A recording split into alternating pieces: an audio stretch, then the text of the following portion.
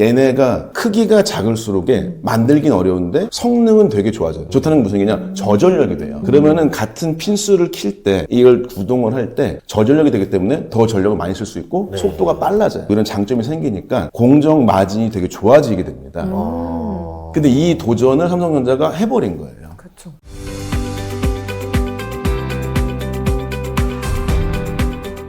삼성전자 실적 이렇게 좋게 나온 이상 저는 반도체에 대해서 이제 좀 공부를 더 해봐야 될 것 같습니다. 오늘 시점으로 플러스 넘어가지 않았어요? 맞아요. 오늘 모르고 이제 있습니다. 이란 전쟁 이주 휴전 얘기 나오면서 좀 돈을 또 버니까 확실히 표정이 달라지네. 야, 사람이 참 이게 무서워요. 돈을 벌어야 밝아졌죠. 그때부터 이제 귀가 열리기 시작합니다. 막 궁금해요. 막 삼성전자 지금 어떻게 잘하고 있나 이런 걸 궁금합니다. 그래서 저희가 오늘 이 반도체를 사랑한 남자죠. 이 박준영 소장님 모셨습니다. 네, 반갑습니다. 안녕하세요. 네, 고맙습니다. 네. 네, 저는 박준영이라고 합니다. 삼성에서 10년 정도 뭐 연구소하고 인사팀에 있었고요. 반도체 업계에서 10년 정도 강의 컨설팅을 진행하고 있습니다. 이번에 삼성전자 1분기 영업이익이 진짜 57조 원이 나왔어요. 그렇죠. 네. 어떻게 보셨나요? 얼마나 좋은 실적일까요, 이게? 근데 이제 이게 약간 증권사분들은 예상 안 하실 수 있는데 삼성 내부 뭐 친구들 만나고 그러면 우리 회사가 하루에 1조 버는 것 같아. 이 얘기를 했었어요. 그러니까 사람들이 1조 번다고 얘기하는 것 같은데 뭐 이런 느낌. 영업이익 수만 생각해 보시면 거의 맞아요. 그렇구나. 57조 3개월이니까. 내부적으로 느낀 게 많았군요. 그렇죠. 그 상황이고, 뭐, 근데 수치로 좀 말씀을 드리면은, 57조 7.2조 원 정확히 그렇죠? 딴 것보다 영업이익률이 되게 높은 것 같아요. 삼성을 항상 리스크로 보셨던 게, 이번에가 영업이익률이 43%가 그렇습니다. 133에 57조예요. 네. 근데 이걸 제가 뭐 방송 때 준비해서 보니까, 작년 토탈이 333조 원 매출에 43조 원 영업이익이거든요. 네. 그러니까 한 12% 정도 돼요. 네. 그러면 좀 굉장히 낮았었죠. 네. 근데 이 4분기 때 딱 보였죠. 4분기 때가 93조 원 매출에 20조 원이었거든요. 그럼 이제 한 20% 된 거죠. 네. 근데 이번에 43%라는 거는 결국에 어마어마한 가격이라는 프라이스 쪽에 너무 높아서 이익이 굉장했다. 이런 형태로 보실 수 있어. 뭐 놀라운 실적이긴 하고 증권사분들이 제가 봤더니 뭐 54조 원까지 뭐 메리츠인가에서 찍었더라고요. 예. 예상을. 근데 직원들은 그런 얘기를 더 많이 했던 것 같습니다. 아니면 발표 직전에 네. 뭐 한 2개 정도 증권사가 하루 이틀 전에 막 대량 매수를 해버리더라고요. 그러면서 이거 뭔가 있었구나 이제 네. 싶었는데 이제 그렇게 확실히 자신감이 있었구나 내부에서도. 그렇죠. 네, 맞습니다. 그걸 보고 들어갔던 게 아닌가 싶네요. 네. 맞아요. 그러면 특히 어떤 부분에서 실적이 좋았다고 볼 수 있을까요? 네, 결국에 뭐 생산성에 빗댄 단품 디램의 어떤 엄청난 이익률이죠. 이건 뭐 저희가 같이 하겠지만 HBM 쪽 얘기도 있는데 HBM은 지금 당장의 매출이 좋거나 이익이 많이 좋지는 않습니다. 왜냐면 이제 하이닉스 대비해서 수율이 높은 편은 아니거든요. 그러니까 수율이 낮다는 거는 웨이퍼를 만들 때 원가가 높다는 거죠. 그러니까 이제 이익으로 봤을 때는 원가가 높아지니까 좀 줄어들겠죠. 네. HBM4나 HBM3에 대한 문제가 아니라 단품 디램은 통상적으로 수율이 높거든요. 네, 그 수율 높은데 그 가격이 너무 높은 거죠. 네, 그래서 이제 요게 뭐 들어보시겠지만 작년 3분기 이후죠. 근데 이제 업계에서는 이미 내부적으로는 25년도 5월 달부터 풀 부킹이 되기 시작했어요. 네, 그거는 이제 알 수가 없었죠, 사람들이. 네. 근데 실제로 이제 풀 부킹 돼가지고 누군 다 사버렸어요, 이미. 아시겠지만은 엔비디아가 1월 달에 보시다시피 엔비디아는 이미 다 사버렸어요. 자기 디램은 할 만큼 다 있어요. 네. 다른 회사들이 보니까 없어지는 거야. 이러 보니까 아마존도 급해요. 그게 이제 3분기 말 때 터졌죠. 그러면서 이제 가격들이 급하게 올라가기 시작했고 여전히 그 가격이 프라이스 중심의 공급자 중심의 시장인 게 현재 상황이고 현재 이 상황은 쉽게 끝나지가 않습니다. 우리 고덕 뭐 평택 이런 거 얘기하시는 분이 있었는데 네. 평택의 라인이 증설돼서 웨이퍼 생산은 내년 말부터 가능해요. 그러면은 일단 이 일정 금액이라고 하는 게 퀀터티는 늘어날 수가 없는 상황이에요. 거의 지금 3개사가 똑같아요. 하이닉스는 아주 빨라도 거기도 내년 말이에요. 마이크론도 너무 많이 급해서 해도 내년 말이에요. 그런 상황이기 때문에 퀀터티가 늘어날 수는 없다. 근데 프라이스가 여전히 높은 어느 정도 되는 것 같다. 이런 건 있고 뭐 혹시 기사에 보셔가지고 뭐 PC용 디램은 가격이 떨어졌다. 맞아요. 근데 그건 일부예요 지금. 그러니까 B2C 시장에 약간 그런 식이죠. 왜냐면 이제 사람이 너무 비싸니까 못 사는 거죠. 근데 지금을 지배하고 있는 건 B2B 시장의 소위 서버 시장이죠. AI 시장. 거기는 뭐 다 이미 꽉 차 있고 그러면 이제 왜 더 올라갔냐? 와가지고 우리가 더 돈 더 줄게요. 우리가 팔아주세요. 뭐 이런 얘기가 있어서 이익이 너무 높아졌다는 게 이제 볼 수 있을 것 같다. 그래서 프라이스가 가장 중요하다 생각. 어쨌든 이미 프라이스가 굉장히 우리 예상보다 더 많이 올랐으니까 이런 실적이 나왔던 건데. 그렇죠, 맞아요. 그러면 주가가 더 오르려면은 이제 다음번에도 우리 예상보다 더 가격이 더 올라야 되잖아요. 근데 어쨌든 사주는 사람 입장에서 엔비디아 네. 입장에서는 이게 어떻게 보면은 네. 자신의 이익을 깎아먹는 행위잖아요. 이게 사주는 비용이 자꾸 올라간다. 그러니까 어느 순간부터는 그래도 허용을 안 해주고 싶어 할 건데 예, 이게 올라가는 게 한계가 좀 있지 않겠나 싶거든요. 어떻게 보세요? 근데 이제 그게 조금 애매한 게, 그러니까 지금 이제 소위 이제 수요자 단계, 공급자 단계 생기면 수요자 단계가 이제 소위 빅테크 회사들인데, 그럼 여기가 출혈 경쟁을 계속 할 거냐 문제잖아요. 우리 소장님 얘기했듯이. 네. 근데 그거는 그렇다고 봅니다, 저는. 네, 왜냐면 이제 지금 어떤 상황이냐, GPU라고 하는 엔비디아가 만드는 설계칩에 이게 하나의 그냥 하나의 엔진으로 보시면 엔진의 연료가 지금 메모리가 돼버린 거예요. 근데 메모리가 연료가 없으면 그냥 빈 깡통에 불과한 거예요, GPU가. 네. 그러니까 지금 예전처럼 메모리가 단순한 컴포넌트라고 하는 게 아니라 이 시스템 반도체라는 AI 칩에 들어가는 성능의 최선단에 있는 칩이 돼버린 거예요. 그러니까 성능에 포함되기 때문에 이거를 못 만들고 이걸 못 사고 이러면은 아무리 GPU나 NPU나 TPU를 설계해도 성능이 안 나와버립니다. 네. 그러니까 자기 성능을 현재 경쟁 중이기 때문에 이 가격을 받아들일 수밖에 없는 상황이 되는 것 같아요. 물론 소장님 얘기하셨다시피 여기서 이슈가 있어요, 요즘에. 왜냐면 이제 저기 빅테크 회사, 그러니까 엔비디아는 좀 제껴드려도 빅테크 회사가 그걸 직접 사는 사람들인데 네. 그 사람들이 계속 소위 구독료만 받고 있는 상황이거든요. 네. 이런 투자가 계속 될 수 있느냐. 물론 거기서 점점 떨어져 나갈 수는 있겠죠. 그 기간은 근데 아직까지는 끝나는 것 같지는 않다. 그래서 저는 아직은 프라이시를 받아들일 수밖에 없지 않을까? 이런 생각이 들긴 합니다. 네. 그럼 메모리 반도체가 필수적으로 필요한 시장이다 말씀을 해주셨는데 이 삼성이 그 고대역폭 메모리 HBM 시장에서 HBM4를 최초로 이제 양산을 해서 엔비디아에 이제 납품을 시작했잖아요. 네. HBM4라는 것의 어떤 기술의 핵심이 뭘까요? 근데 결론적으로는 예, 크게 보시면 단품이라는 D램의 성능하고 근데 D램을 막 12개 정도, 8개 정도 쌓는 거거든요. 그걸 쌓았었을 때 아래쪽에 소위 베이스 다이라 그래서 이게 이제 HBM3E라는 전 세대까지만 하죠. 베이스 다이가 그렇게 중요하지 않았거든요. 근데 지금은 이 소위 회선폭이라고 얘기해요. 그러니까 간단히 말씀드리면 HBM3E는 1024개의 선이 있었어요. 핀 수가. 핀이라고 하는 게 D램의 가운데 보시면 핀이 막 박아놓은 거 있었어요. 네. 여기로 정보가 흐르는 거거든요. 네. 근데 이거를 2배로 흘린 게 2048개가 지금 HBM4의 사양이거든요. 이때부터 1024랑 2048이니까 얘네 핀수가 많아지니까 네. 요거를 순서를 정해야 되는 거예요. 순서를 누가 정해냐? 아래에 있는 로직 다이가 정해주는데 로직 다이의 성능이 되게 중요도가 높아진 거죠. 근데 이 두 가지에서 HBM 처음에 단품은 삼성이 이번에 굉장히 오버 스펙을 제시한 거랑 마찬가지. D램 단품을 보시면 D램이 보통 D1, X, Y, Z, A, B, C 뭐 이렇게 하거든요. 그래서 여기 D램이 1세대 2, 3, 4, 5, 6인데 뭐 우스갯소리인데 X, Y, Z 갑자기 A, B, C냐? 기술 개발이 잘 돼서 X, Y, Z면 10년은 끝날 줄 알았어요. 근데 안 되는 거예요. 기술이. 네. 기술이 그 정도 어렵습니다. 그런데 어쨌든 간에 다시 해서 X, Y, A, B, C인데 현재 들어오셨겠지만 하이닉스는 D1B라는 5세대를 계속 유지를 했어요. 삼성전자는 개발과 동시에 그러니까 D1C라는 단품 개발 동시에 HBM용 단품 6세대를 만들어 버리기 시작했어요. 그러니까 한 세대를 앞으로 갔거든요. 네네. 근데 이게 굉장히 큰 일이에요. 이러면 이게 어떤 느낌이냐면 D1B라고 하는 게 그 반도체 그 칩 하나가 보통 3GB라는 용량이거든요. 네. 기가바이트라고 하는 게 그러면 30억 개의 스위치가 있다는 겁니다. 그게 스위치가 트랜지스터라는 스위치가 켜지면 1바이트라고 보시면 되거든요. 네. 근데 얘네가 크기가 작을수록 만들긴 어려운데 성능은 되게 좋아져요. 좋다는 게 무슨 얘기냐? 저전력이 돼요. 그러면은 같은 핀수를 킬 때 이걸 구동을 할 때 저전력이 되기 때문에 더 전력을 많이 쓸 수 있고 속도가 빨라져요. 그러니까 그러면 D1C를 만들어줄 때 속도가 빨라지고 칩도 작아지고 이런 장점이 생기니까 공정 마진이 되게 좋아지게 됩니다. 근데 이 도전을 삼성전자가 해버린 거예요. 그렇죠. 네, 그래서 그거를 해서 단품이 일단 좋아졌어요. 그러니까 삼성전자 그때 기억하시기에 뭐가 물려났죠? 발열 문제가 있었어요. 네. 근데 발열은 결국은 뭐냐면 어떤 물건에 에너지가 들어가는데 얘네가 크기 쉬워지니까 전력이 덜 소모가 돼요. 그럼 발열을 덜해.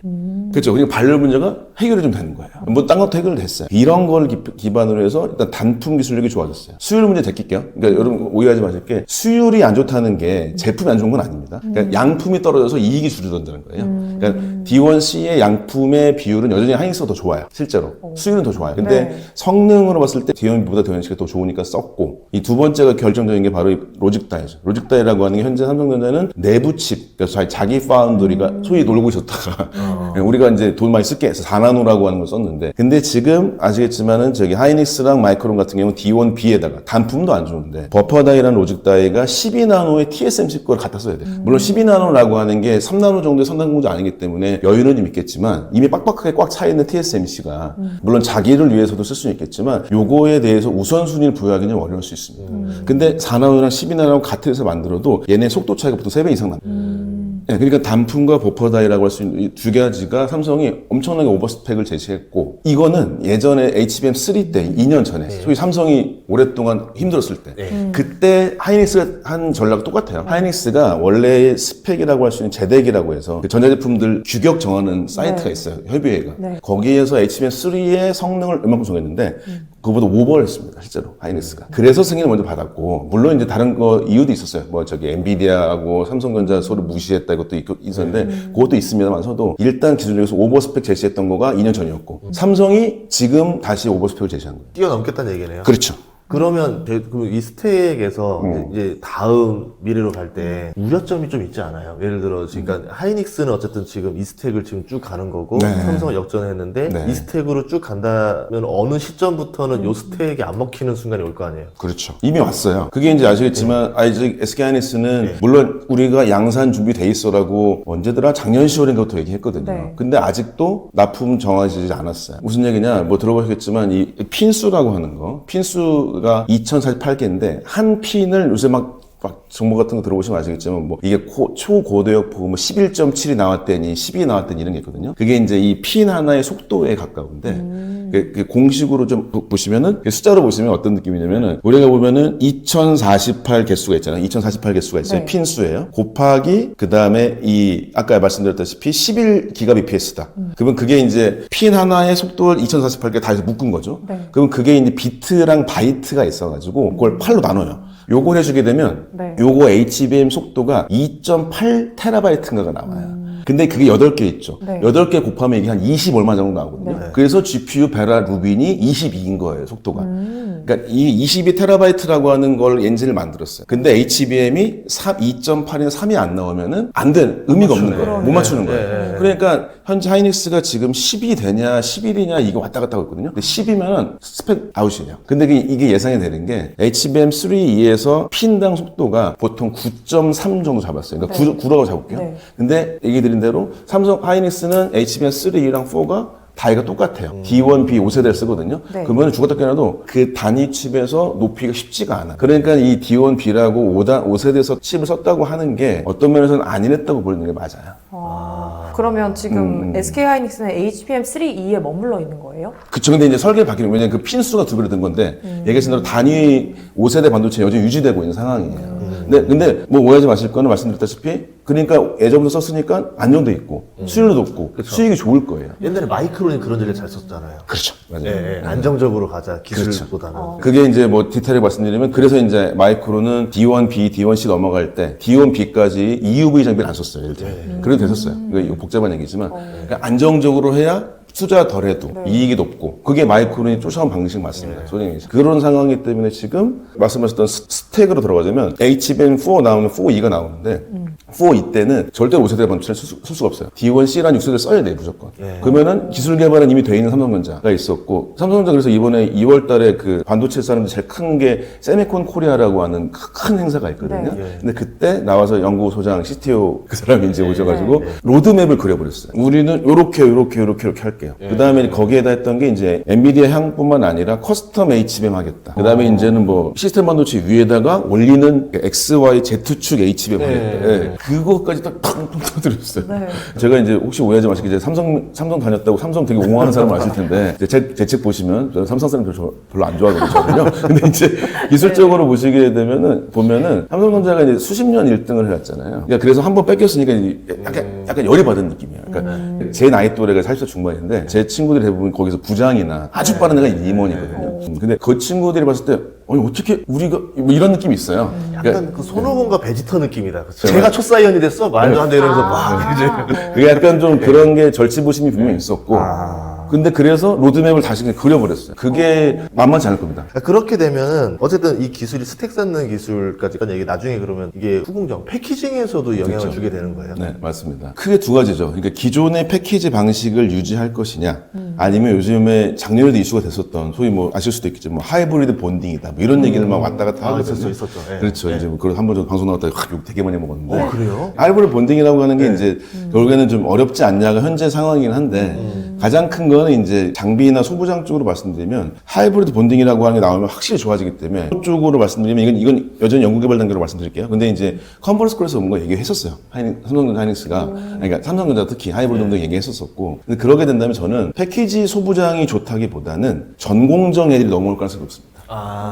네, 이제 왜냐면 이제 하이브리드 본딩은 뭐 반도체 공정 중에서 연마라고 가는 공정이 필요한데 이 가는 장비는 어플라이드 머티리얼이 뭐 업계 1등입니다. AMH라는 데가 거기가 보통 60% 정도 갖고 있어요. 전 세계적으로. 그다음에 이제 에바라라는 일본 회사가 한 20, 30%. 케이스텍이라는 우리나라가 5% 정도 갖고 있는데 이 두 회사의 연마 기술이 없으면 좀 불가능합니다. 그러면 기존에 패키지했던 방식은 이렇게 뭘 누르고 붙이는 방식이거든요. 누르는 게 아니라 이제 가는 거거든요. 네. 누르는 걸 붙이는 걸 잘했던 게 한미반도체인 거예요. 그래서 이제 보시면 한미반도체가 뭐 테스 이런 회사들을 겹쳐가지고 뭘 같이 만든다 이런 것만 나오거든요. 맞아요. 근데 그걸로는 연마 공정으로 들어가는 거를 막을 수는 없어요. 기존의 방식을 유지할 수 있는 건 말씀드렸다시피 이 기술 스택이라고 하는 걸 쌓을 때 이 원래는 HBM4E부터는 하이브리드 본딩을 안 쓰면 안 되게 스펙이 마련돼 있다가 이게 안 되는 걸 알게 된 거죠. 업계에서. 이건 안 되겠다. 왜냐면은 이 업계에서 이제 현재 HBM4가 뭐 되게 높아 보이시는 게 아니라 775 마이크로미터거든요. 그러니까 1mm도 안 돼요. 네. 거기에 칩이 12개 들어갑니다. 근데 HBM4E부터는 16개 들어가야 되는데 그래서 원래 그걸 800 얼마로 딱 낮추게 되면은 딱 계산해 보시면 우리가 간단히 볼게요. 775만 확인해 보시면 네. 보통 반도체 칩이 12개 들어간다고 지금 12개잖아요. 그러면 10을 안 하면 보통 62 정도 넘죠. 62 정도 돼요. 근데 62가 이 다이하고 아까 뭐 붙이는 배선이 있어요. 범프라고 요거 있는데 얘가 보통 12 마이크로 정도야. 여기 칩이 50 마이크로. 네. 그러니까 50 마이크로 12니까 그게 저에서 62, 3인 거예요. 12개니까 그게 775인 거예요. 네. 근데 16개가 되면 이미 너무 높아져 버려요. 그럼. 그러니까 얘를 더 갈 수는 없으니 칩을 더 가기는 어렵고 그래서 어떻게 하죠? 범프를 줄여버려야 돼요. 배선을 붙이는 거. 이게 얇아지는 게 하이브리드 본딩이에요.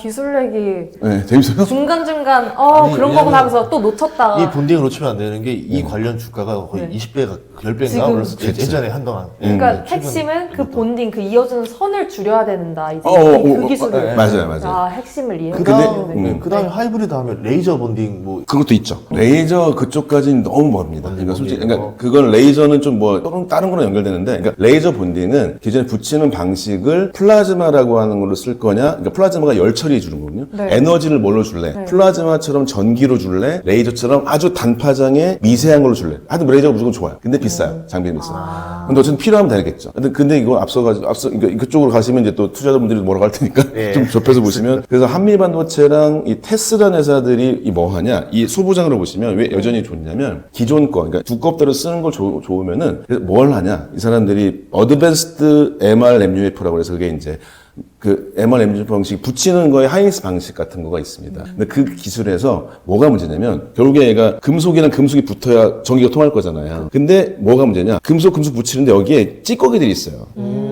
가만히 놔두면 공중에 딱 놔두면 얘가 산화가 돼버려요. 네.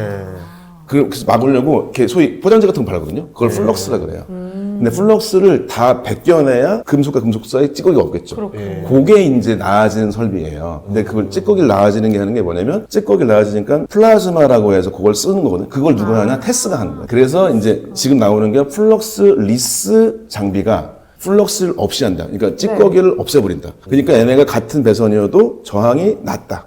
저항이 나아지니까. 요게 이제 이쪽으로 하려는 원래 기존 걸로 하는 회사들인 거고, 그게 이제 테스나 한미는 괜찮죠. 하던 거니까. 네. 네, 근데 그러면 그 찌꺼기를 누가 없애냐? 뭐 나오는 게 제우스도 있고요. 여기 몇 개 회사들이 있어요. 네, 그런 형태. 볼 수 있을 것 같습니다. 저는 뭐 복잡해서 이해가 되셨는지 모르겠어요. 이제 맞아. 이렇게 좀 너무- 하이엔드 내용을 배워야 돈이 되더라고요. 진짜 이 소부장이라고 해서 한미반도체 쓴다 했는데 이런 일을 하는 네. 저는 근데 계속 들으면서 원초적으로 좀 궁금했던 게 HBM3, 뭐 3E, 네. 4E 이렇게 나오잖아요. 어떤 식으로 E가 붙으면 어떤 게 발전이 되는 그러니까 익스텐디드라고 해서 이게 기존에 보다 뭔가 성능이 더 좋아지는데 솔직히 저도 뭐 그쪽 관련 업계 사람들 같이 얘기해봐도 3와 4와 그러니까 3, 2와 이거의 구분이 아주 명확하지는 않은 것 같아요. 저도. 그러니까 그 제덱에서 구하는 스펙인 거라고 보실 수 있는 것 같은 게 맞다. 그래서 이걸 그냥 몽땅 불러서 뭐 6세대, 4세대 부르거든요. 그러니까 6세대가 지금 4예요. 근데 왜 그러지? 그러면 1은 괜찮았는데 2하고 2, 2가 있었고 3가 있었고 4니까 6세대인 거예요. 그러니까 이거를 쑥 불러버린 거예요. 그냥. 그래서 그거의 어떤 익스팬디드 이 용어보다는 그냥 계속 발전되는구나. 그다음에 이제 소위 반도체 메모리 회사들도 돈을 더 받아야 되니까 요거보다 나아지는 거를 우리 4E라고 할게 뭐 이렇게 할 수도 있고 그다음에 아니면 조금 나아지는 거를 그냥 2라고 부를 수도 있겠지만 조금 말고 큰 차이가 솔직히 뭐라고 어렵습니다. 왜냐면 4E가 나오죠. 그러니까 이 다음 세대. 그럼 이게 4E니까 별로 안 달라져야 되는데 16단이 기본이에요. 그러면 이제 확 달라진 거잖아요, 느낌이. 그러니까 이거의 구분이 명확지는 않습니다. 그러면 어쨌든 이제 4가 나왔으면 이제 그 다음에 이제 이슈가 될 거는 4E를 또 누가 먼저 할 거냐 또 이런 얘기로도 나올 수 있겠네요. 그렇죠. 그게 언제쯤이라고 보세요? 근데 그게 이제 지금 업계에서는 결론적으로는 삼성전자 이미 시제품이 나왔어요. 그래서 이번에 세미콘 코리아나 그쪽에 한번 발표가 됐었죠. CES 대전에 나왔었어요. CES 나왔었고 이거가 이제 4까지는 어떻게 됐냐? 삼성전자는 2기 기회에서 투자를 많이 했을 거고요. 이게 내년입니다. 그러니까 내년 정도가 이제 실제 양산 계획인데 이때 실제로 HBM 순위가 바뀌어 버릴지 아닐지가 이제 4E가 결정이 될 가능성이 높습니다. 뭐 들어보셨겠지만 올해는 점유율을 봤을 때는 하이닉스, 삼성전자, 마이크로 봤을 때 얘네가 6, 3, 1이 되냐, 5, 3, 2가 되냐 이런 정도 상황인 것 같아요. 근데 이제 이게 또 하반기 때 잘 봐야 되는 게 HBM4라고 하는 여부가 그러니까 반도체가 확 바뀌어버리거든요. 4가 만약에 빨리 양산이 된다면 이게 하반기 때도 조금씩 더 조정이 있을 수도 있어요. 근데 지금까지는 이미 완판됐다는 HBM3 이 포지션 때문에 하이닉스 유리한 측면이 분명히 있습니다. 근데 이제 이 4가 나와가지고 하이닉스의 승인이 늦어지는 시점이 계속 유지가 된다든지 이렇게 되고 삼성전자가 생각보다 4의 수요를 많이 올린다든지 뭐 이런 그러니까 가정을 하면 안 되겠지만 이런 게 나게 되면 올해는 조정이 많이 있을 수 있겠지만 좀 덜하겠다. 결국 내년이 이 각 회사들이 대부분 진검승부라고 생각하고 있습니다. 그때 어떻게 될까? 어쨌든 이건 어쨌든 기술적인 얘기들이는 거고 이제 그게 어쨌든 가격 프라이스의 영향이었다면 그 다음에 이제 양의 얘기인데 누가 먼저 증설할 것 같아 보이세요? 그건 뭐 들어보시겠지만 지금 그러니까 나눠봐야 될 게 웨이퍼 생산 말고 급하게 HBM에 대한 생산 여부에 확대되는 거는 현재는 올해 10월 달부터 확정이 되죠. 그래서 평택은 삼성전자가 P4의 2단지 쪽에 있거든요. 거기에 원래는 파운드리 쪽의 라인을 HBM 쪽으로 바꿨어요. 그래서 지금 이제 이거는 10월부터 생산이 되기 때문에 올해 말 정도에는 HBM 관련된 생산 늘 것 같다. 그 다음에 하이닉스도 가만히 있지는 않고요. 하이닉스도 보통 한 10월, 11월 정도 때 청주, M15X 뭐 그쪽일 거예요. 그쪽이 되고 있다. 그 다음에가 마이크론도 가만히 있지는 않죠. 마이크론이 좀 아주 좋은 건 아닌데 마이크론 같은 경우는 어떻게 했냐? 대만에 있는 유휴팹을 샀어요. 빈 건물 산 거예요. 그래서 거기도 올해 말 정도에부터 HBM은 좀 확장될 것 같아요. 근데 그게 중요한 건 뭐냐? 그럼 이렇게 되겠죠. 그러면 이제 오해하지 마실 거는 HBM의 생산성을 높인다고 하는 거는 단품 쪽에선 더 가격이 높아진다는 얘기입니다. 왜냐면 웨이퍼 이렇게 있을 때 단품 D1C라고 하는 제품 웨이퍼 하나에 보통 칩이 한 1,500개 나오거든요. 근데 그러니까 이만해요. 정말 이만하거든요. 손톱만 해요. 그런데 HBM 말씀드렸듯이 여기다 막 뭘 꼽잖아요. 얘가 면적이 넓어요. 그래서 D1C인데 HBM용 다이는 얘네가 한 600개밖에 안 나와요. 그게 무슨 얘기냐면 얘가 HBM 라인 만들었으니까 우리 웨이퍼 하나에서 단품 말고 그다음에 우리 HBM4용 만들어야 돼 하게 되면은 단품이 엄청 줄어들어요. 그럼 여기가 여전히 어떻게 됩니까? 여기가 또 품귀가 날 수도 있어요. 이런 조절이 되기도 한다. 이것도 있고 당연스럽게 그럼 전체 생산성이 누가 제일 좋냐? 여전히 삼성전자가 한 40%. 그러니까 보통 삼성전자, 하이닉스, 마이크론, 중국 4, 3, 2, 1로 그게 편하죠. 4, 3, 2, 1. 근데 이제 HBM을 여전히 많이 생산했던 하이닉스 대비해서 삼성전자는 단품도 많았는데 여기 양품을 늘린다. 그러면 이제 삼성전자한테 불리할 이유는 별로 없습니다. 실제로. 그러니까 이건 투자로 큰 틀로 보자면 저 말씀드리는 거는 HBM은 하이닉스 독점이었다가 독점이 풀리는 상황이고 삼성은 아래 언더독까지는 아니죠. 하여튼 어려웠다가 올라가는 상황이기 때문에 폭은 좀 분명히 차이는 있겠다 생각이 들긴 합니다. 이번에 그러면 그 리사수 AMD 대표가 와가지고 눈독 들인 게 삼성전자의 HBM4인 건가요? 다 다양하죠. 아까 우리 소장님 얘기했다시피 결론적으로는 얘네가 뭐든 간에 쓰면 돼. 그래서 이제 그 CES 같은 경우도 가장 중요한 건 HBM용의 GPU는 맞는데 뭐 DPU, LPU 막 이렇게 있었거든요. 그 DPU라고 하는 거는 이거보다 좀 더 추론용인데 이거는 학습된 데이터를 가지고 정보 들어오는 걸 가지고 해석하니까 여기는 단품이 있으면 돼요. GDDR7이라는 게 있으면 되고 이거는 이제 단품이죠. 그다음에 LPU는 SRAM 이건 또 되는데 둘 다 필요한 겁니다. 단품도 필요하고 그 다음에 HBM도 필요하고. 그러니까 우리한테 좀 제발 좀 주시면 안 될까 이 상황이긴 상황이에요. 지금. 왜냐면 예전엔 HBM 좀 말한 대로 그냥 이렇게 끼는 그러니까 대량 생산하고 그냥 알아서 기성 옷처럼 맞추는 형태였는데 차후에 이제 GPU 세대 넘어가면 아예 그냥 붙어서 나온다라는 얘기가 있더라고요. 네, 뭐 그럴 수는 있죠. 근데 이제 그게 결론적으로는 이제 그거는 이제 좀 크게 두 가지 방향일 것 같은데 하나는 그게 PIM이라고 해서 Process in Memory인 거죠. 무슨 얘기냐면 메모리 안에 들어가는 시스템 반도체 이럴 수도 있고 근데 그 붙어가는 걸 하려고 하는 게 지금 꿈꾸는 게 일론 머스크 쪽 사람입니다. 근데 이제 이건 업계에서는 쉽지 않다고 보는 이유는 일단은 설계해주는 회사들이 해금률이 가장 세요. 시스템 반도체 회사들 대부분 미국 회사. 메모리라고 하는 것에서 단품을 하고 싶은 거죠. 근데 이런 상황은 분명히 있는데 근데 왜 이런 상황이 벌어지냐? 결국에는 시스템 반도체랑 메모리 반도체를 만드는 방식을 시스템 반도체는 성능을 중심으로 많이 발전했거든요. 근데 메모리는 이 좁은데 아주 소재를 막 넣는 거, 덴시티라고 하는 거를 중심으로 발전이 됐어요. 근데 요 기술이라고 하는 게 지금 봤더니 메모리 월이라 그래서 여기가 결국에 속도의 디펜던시가 너무 강한 거예요. 그러니까 물동량이 안 들어오면 엔진이 안 돌아간다. 이게 더욱더 심해진 건데 지금 AI는 뭐죠? 기존 CPU보다 데이터가 11배 정도 들어가야 돼요. 무조건. 그 11배 들어가려니까 칩이 다 필요해진 겁니다.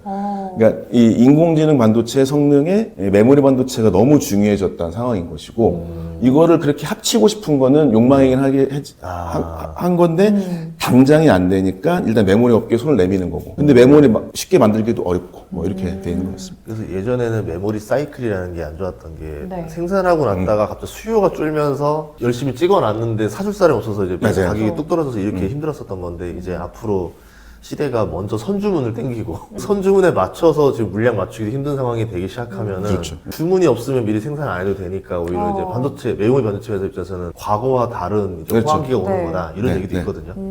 저도 그렇게 생각합니다. 그래서 이제 아시겠지만 이미 소위 LTA죠, 뭐 롱텀 어그리먼트라고 해서 그런 것들을 통해서 2년 혹은 3년까지 이미 소위 배추밭을 사버리듯이 이미 밭대기 샀다는 얘기도 되게 많고요. 그것이 현재 가능한 것 같아요. 예를 들면 이제 삼성에서도 내부적으로 봤을 때는 생각해 보시면은 영업팀과 구매팀이 있잖아요. 이제 영업팀이 우리 거 사주세요 이거잖아요. 근데 그런 팀이 별로 의미가 없어졌어요. 다 사달라는 거예요. 그러니까요. 그래서 어떻게 하냐? 상품 기획 쪽으로 더 가는 경향이 있어요. 커스텀 메모리, 뭐 소위 수주형 메모리 같은 게 있으면 삼성전자에서 소위 이 사이클릭이라고 하는 것이 없애려고 치면 결국에 GPU라는 시스템 반도체가 계속 늘어나잖아요. 이것만 늘어나면 무조건 붙여야 되는 핵심 성능의 개체가 돼버리죠. 그럼 얘랑 같은 거예요. 그러면 더 이상 사이클은 아닐 수도 있다. 이럴 수도 있겠죠. 근데 그게 지금 이 AI 시대 때 돼버린 겁니다. 큰 변화가 이렇게. 그러게요. AI가 발전할수록 반도체 수요는 끝없이 올라가는. 더 올라간다는 얘기가 있죠. 그래서 전 엔비디아가 다른 데들 보면은 주요 기업들 보면 지분을 사가지고 아예 그냥 이제 평생 동맹이다라는 느낌으로 사서 갔잖아요. 근데 아직까지 삼성전자, SK 하이닉스 거 지분을 샀다는 얘기는 없었던 것 같고. 그래요? 그러니까요. 그게 좀 복잡한 얘기고 하고 저도 이제 좀 더 나가서 얘기하자면 일단 그거는 현재 상황이니까 저는 근데 그러니까 소위 우리나라가 아주 강대국은 아니기 때문에 투자 관점으로 보고 넓게 보자면 삼성전자 하이닉스가 이게 우리가 동양의 어떤 회사라고 보는 게 아니라 시스템 반도체를 같이 만드는 이런 형태로서 보여주는 게 되게 중요하다고 생각하거든요. 그래서 뭐 아주 적응일치하진 않지만 요새 ADR이라고 해서 하이닉스가 미국으로 상장하겠다고 하는 거나 이런 게 일단 필요하다고 봐요. 저는. 왜냐면 미국 애들이 만약에 봤더니 우리 아까 얘기한 대로 투자하는데 절반 정도 돈 가져가는 게 저 한국 주회사네? 그러면 미국에서 눌러버릴 수도 있거든요. 그런 거 할 게 아니라 좀 뭔가를 주면서 이게 우리가 같이 가는 거야 라고 하는 게 낫지 않을까 생각도 들어요. 근데 우리나라 주식시장 나아져서 소위 아시겠지만 예전에 대기업 그룹사들이 이제 자기 지분을 높이려고 가격을 안 올리고 이런 거 있었잖아요. 근데 이제 그걸 막아놨으면 이익을 커지게 한다는 느낌으로 봤었을 때는 미국하고 뭔가 연결성 찾는 건 되게 중요하다고 봅니다. 그러네요. 진짜. 그러면 이제 앞으로 예상되는 삼성전자 혹시 리스크 생각해 볼 만한 게 있을까요? 생각보다 이제 하이닉스도 마찬가지인데 이 두 회사는 주가가 떨어질 일이 별로 없어요. 저희 봤을 때 올해 물론 지금 왔다 갔다 하고 있긴 하지만 왜냐면 이 메모리 업계라고 하는 거를 들어오기가 되게 불가능한 상황이에요 지금. 왜냐면 팹 하나 건설하는데 돈이 50조 원이 들거든요. 근데 사람까지 고용해 보세요. 그러면은 제 생각에는 메모리 라인 하나 짓고 사람 쓰는데 한 100조 원 듭니다 지금. 100조 원을 누가 바로 투자할 수 있을까? 없죠. 투자한다고 될까? 이런 느낌이 좀 있어요. 그래서 메모리가 얘기하셨다시피 그전에 사이클 산업이고 하나의 부품에 불과했던 게 성능이 가장 중요한 하나의 개체가 되면서부터 달라진 상황. 근데 이게 거의 3년, 5년 사이에는 변화가 없는 상황이 됐기 때문에 리스크는 많이 없지 않을까 생각이 들기는. 근데 그게 결국에 정치적 리스크. 이런 이란 사태 같은 게 나왔잖아요. 거기에 대해서는 그래서 저는 이게 얘기했다시피 미국이나 미국 회사들이랑 관계를 좋게 하는 게 되게 중요하지 않을까 생각합니다. 그 말고는 현재 경쟁 리스크로서는 특별히 없는 것 같아요. AI 네. 빅테크 회사들이 더 이상 투자를 안 하게 된다. 그다음에 이제 거기서 저희 이제 오픈 AI, 뭐 그록, 제미나이, 엔스로픽 여기 중에서 딱 하나만 남는다. 그러면 이제 투자가 좀 줄어들 수 있겠죠. 네. 이거 중요한 시그널이네요. 근데 그거를 지금 우리 언론사를 볼 게 아니라 네. 미국 언론사를 보시거나 실리콘밸리 같은 이제 볼 수밖에 없는데 네. 항상 그 메모리 부족하다고밖에 안 나옵니다. 그다음에 빅테크 회사들이 레드사인 온 데도 있긴 하지만 뭐 메타나 뭐 오라클 좀 오긴 했지만 나머지 회사들은 잘 벌고 있어요, 실제로. 일부 또 이렇게 HBM 얘기 좀 해봤는데 네. 정말 여러분들 많이 이해되는 좀 확실하게 어려웠을 이해된 게 몇 개 있었어요. 그래도 몇 가지라도 이해해도 진짜 큰 나. 근데 우리 진짜. 선생님 아나운서님께서 그 핵심을 찝어주셨어요. 아 이게 작아지는 거예요. 네. 그런 거, 예, 그 정도만 느낌 오셔도 네. 예, 그리고 어렵지만. 해보시고 GPT 쳐보시면 또 이제 설명해 주겠죠. 그렇죠. 이렇게. 이제 차트를 다 나오죠. 그리고 좀 기왕이면은 전공정부터 후공정까지 단계를 한번 싹 다 공부해 보시는 것도 저는 좀 맞아요. 좋다 맞아요. 보거든요. 맞아요. 그러면 이제 이게 어떤 내용인지도 쉽게 이해되시니까 같이 공부하면 좋을 것 같습니다. 오늘 감사합니다. 감사합니다. 네.